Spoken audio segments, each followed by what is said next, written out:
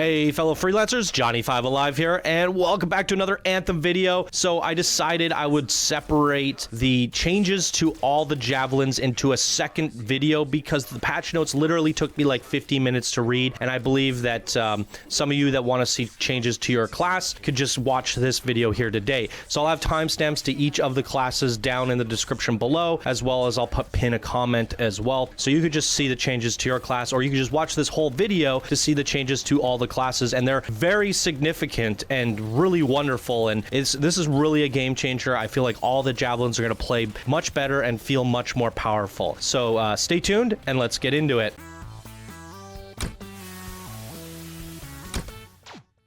So these are all the components for the Colossus that have been buffed. A blading shield increased buff from 40% for 10 seconds was 20% for 5 seconds. So that is 100% buff. Wow. Grand Entrance improved ability to reliably trigger on heavy impacts and air melee slams. Reinforced Hull increased buff to 33% was 20 and removed the cooldown. Remove the cooldown. Wow. So that's a 50% buff. Shock treatment hitting enemies with ordnance launcher abilities temporarily lowers thruster heat buildup by 30% for 5 seconds. Now, taking damage increases all damage by 8% for 10 seconds, stacking up to 10. So you could potentially increase all damage by 80%. Woo! Stalwart's badge was on shield break, increases all damage by 40% for 5 seconds, is now hit with status effect, increases all gear damage by 40% for 10 seconds. So that's twice the duration, and it's not when your shield breaks, it's when you're hit with a status effect. That's a lot better because a lot of Colossuses don't want their shields to break. They put it out as soon as it's about to break. So now it's like you're gonna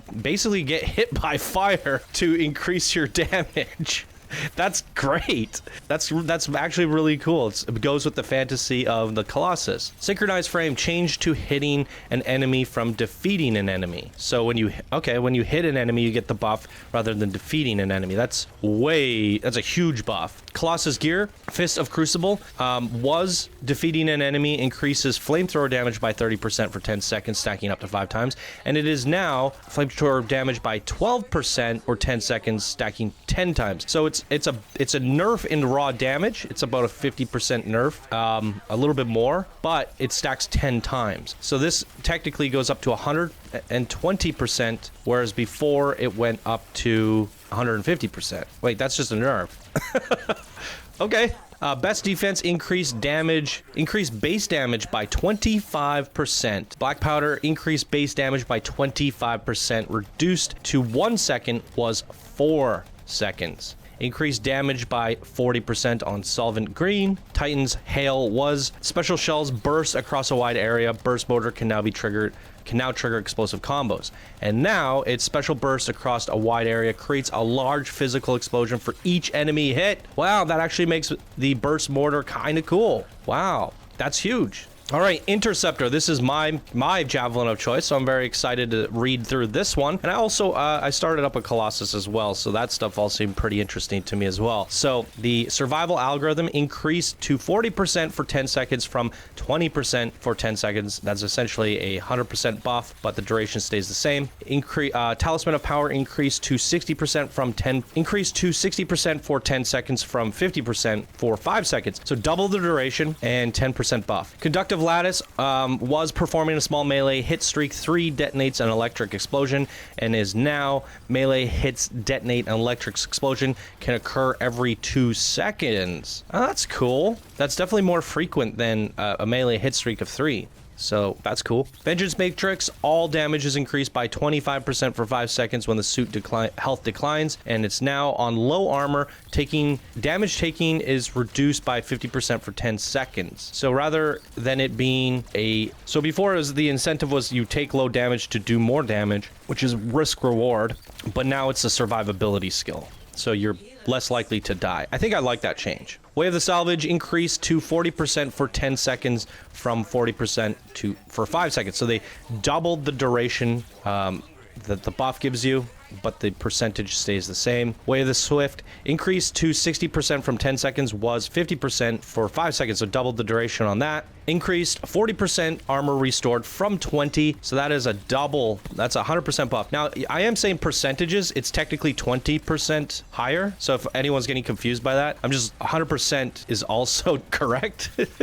It goes from 20 to 40, that's double. I guess, so hopefully no one's getting confused by that, but it is a 20% increase. So hopefully that I wasn't confusing anyone with my math there. Way of the integration increased to 30% from 10 seconds, from 30% for 5 seconds, so doubled the duration. Karif's Talon increased base kick damage by 200%, removed the cooldown, increased to 50% armor restored. Whoa, so they removed the cooldown, increased the armor restored, and increased the base damage. Wow, that's huge. Increased base damage by 25%, removed the cooldown on Rhaenyra's charge. Serpent's Veil increased the base damage by 30%, changed to trigger on melee hit from on melee kills. That's way better. Shadowclaw, Wraith Strike instantly recharges with small kill streak 2, and it is now launches 2 Wrath projections that seek enemies. Ooh, that's great. 2 Wrath projections, and I believe they already made a change to this in the past, where whatever combo aura you have currently equipped by hitting a combo, it's going to be that element. So now you should be able to send 2 like acid projections out. That's gnarly. This is really good. Absolute Zero removed a requirement of being above target, increased explosive damage. All right, I gotta stop and pause for a sec. Between the Colossus and Interceptor, these are some massive buffs to components and even some of the gear overall, and I'm excited to read the Ranger and Storm, but this is going to make GM2 and 3 a little bit more viable for the people that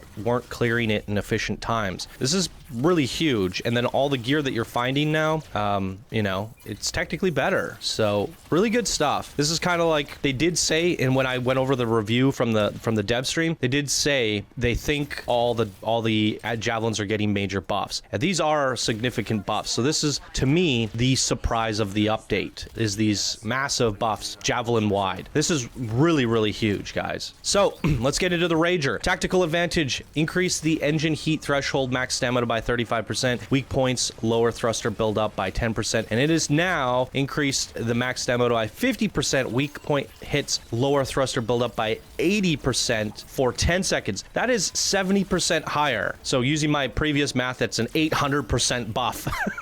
But it is it's an 800% buff, but it's 70% higher for double the duration. So basically with the Rager now, if you hit a weak point, you should lower your thruster buildup by a massive amount, making you able to fly for much longer. That's gnarly. That's really gnarly. To make this a little bit easier, I'll just jump to what it is now. So the Badge of Devastation is 30% performing a hit streak of 10, while instantly add 3% ultimate charge. So that is a 15% increase and a 2% increase to your ultimate charge. So essentially now the Assault Launcher has, you know, a double the damage it had before, and it also adds triple the amount of ultimate charge when doing those hit streaks. Victor's Resolve, increased blast damage by 50% and decreases impact damage by 20, performing a small multi-hit 2, instantly restores 25% armor, and before it was a multi-kill 3. Now you only have to get 2 hits instead of a multi-kill. That's significant change. So now you're going to basically be getting more armor more frequently on the Ranger. That increases his survivability a lot. Second Wind was Defensive Bulwark, increases all gun damage by 25% on low health, increases gun damage by 60% for 10 seconds. It was 25%. That is a 35% increase, and it's basically over twice as strong, almost 2.5 times stronger than it used to be. So the Defensive Bulwark, that's huge. So this just makes the Ranger that much better with gunplay. That's fantastic. Elemental Ops. Increases fire damage and max heat capacity by 50% and fire resistance by 50% on hit streak 5. Applies acid to the target. And before it was 20% heat capacity, fire resistance 20, and increases element effects applied to enemies by 20%. This just now straight up applies an acid effect, and it increases your heat capacity by a large amount and your fire resistance. But now it's based off a hit streak. Combined Arms increases grenade damage damage by 30%. Hitting an enemy with an assault gear increases grenade damage by 60% for 10 seconds. And before it was increased grenade damage by 5%. So that's a 25% increase, and it's double the duration now. Wow. Airborne advantage increases impact damage by 50% and decreases blast damage by 20%. Hovering increases all resistance by 20%. That's a 10 or 15% buff to your resistance. That is a decreased blast damage by, that's a 15%, I guess, reduction, but that's technically a buff because it decreases blast damage. You don't want to decrease your blast damage, do you? Impact damage gets a 15% increase. Tip of the spear, increased combo damage by 60%. Performing a combo restores 40% of armor to all nearby allies, and that's been increased by 10%. So there you go. General's favor increases grenade recharge by 40%. Hitting an enemy with melee increases grenade damage by 45% for 10 seconds, and before it was a 35% recharge and increased damage by 50. So that's actually a slight nerf from the looks of it. Oh, increases grenade recharge. Before it was increases assault launcher recharge. So now it's a grenade ability. Interesting. Huh. Vanguard's badge increases melee damage by 40%, electrical effects by 40%. Performing a melee hit restores 40% shields. So it's a 10% buff to the melee damage and 10% to electric effects and 20% to restoring shields. Again, giving the Ranger a lot more survivability. This is huge. Ranger's gear, the Argo's mace, increases base damage by 25%. So that mace should be a lot better. That's amazing. Increased melee damage by 210% for 20 seconds was 110 for 20. So that's a double damage on the melee damage for the Avenger's boon. Cold-blooded, changed on hit, increased melee damage by 235% for 10 seconds was 135. So that is a 200% addition. Wow. And before it was when freezing enemies. That's no longer a requirement. So that's just a flat up boost. Amber's Lance increased explosive damage. Explosive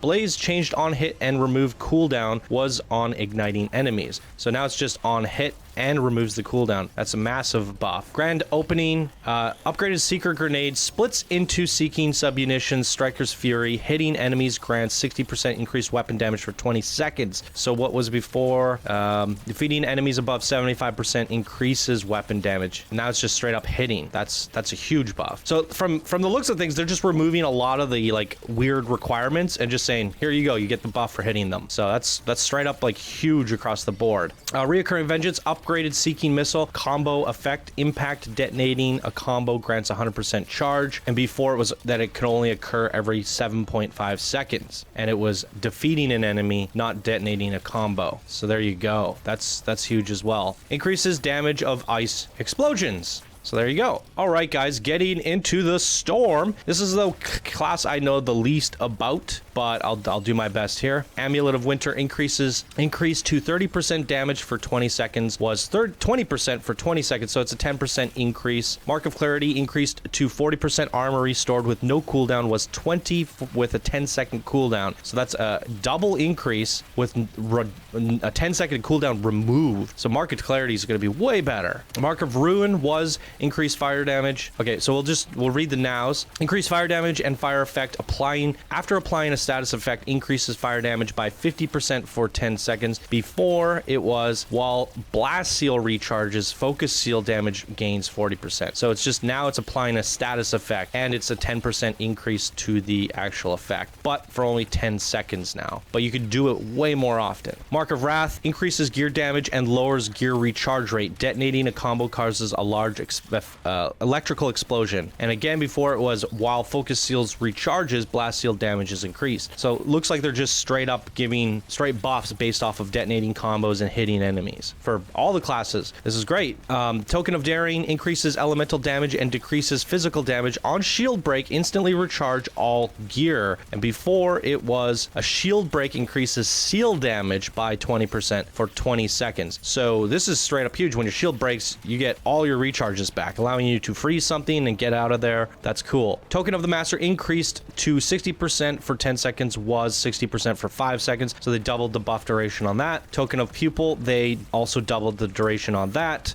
Tomb of Precision increases electric damage and electric effect. Defeating an enemy increases elemental damage by 40% for 10 seconds, was 60% for 5 seconds, but based off of sniper rifle weak point kills, whereas now it's defeating an enemy with elemental damage. So that's good. I think that's more in line with the Storm. Vanguard's token increased to 40% for 10 seconds, was 10% for 20 seconds, so it's a 30% increase, but it's a nerf to the duration. I think that's overall stronger. So Storm Gear, Hailstorm's renewal, removed requirement of being above target, increased base damage by 25%. So that's huge. You don't have to no longer be above the target, and it's a 25% buff. Seal of Open Mind, removed requirement of being above target, now permanently has 2 charges. Again, same as above, you don't have to be above targets. They're making the Storm not being forced to fly up in the air as much, which is technically a good thing. Venomous Blaze increased base damage by 50%. Change from every 3rd hit to every 3rd consecutive hit.